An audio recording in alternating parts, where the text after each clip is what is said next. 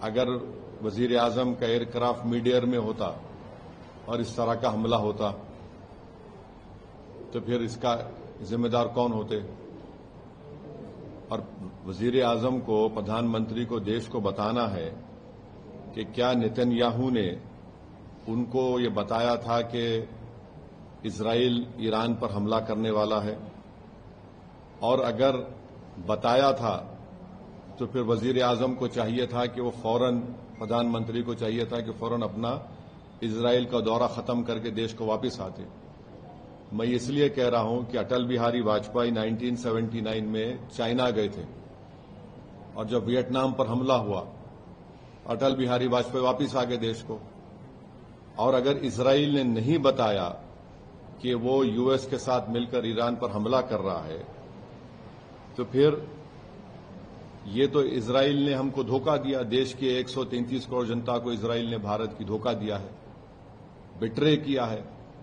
انہوں نے پردھان منتری کے وزٹ کو استعمال کیا ہے ایران پر اپنے ایک ولگر اٹیک کے لیے، اور انہوں نے پردھان منتری کے وزٹ کو استعمال کیا ہے ایران پر حملہ کرنے کے لیے، اور جو جینوسائیڈ انہوں نے فلسطینیوں کا کیا ہے غزہ میں اس کو کور اپ کرنے کے لیے۔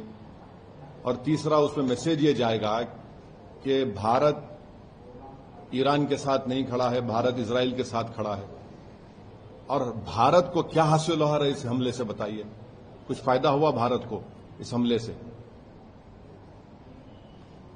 چھٹی بات یہ ہے کہ 10 ملین بھارت کے ناگرک گلف کنٹریز میں رہتے ہیں، 10 ملین۔ ان اس دیش کے عام ناگرک پر کیا میسج جائے گا کہ پردھان منتری مودی کے وزٹ کے ختم ہونے کے فوراً بعد اسرائیل نے ایران پر حملہ کیا۔ اب آپ دیکھیے بحرین میں حملہ ہو گیا، قطر میں حملہ ہو گیا، سعودی عربیہ پہ حملہ ہو سکتا ہے۔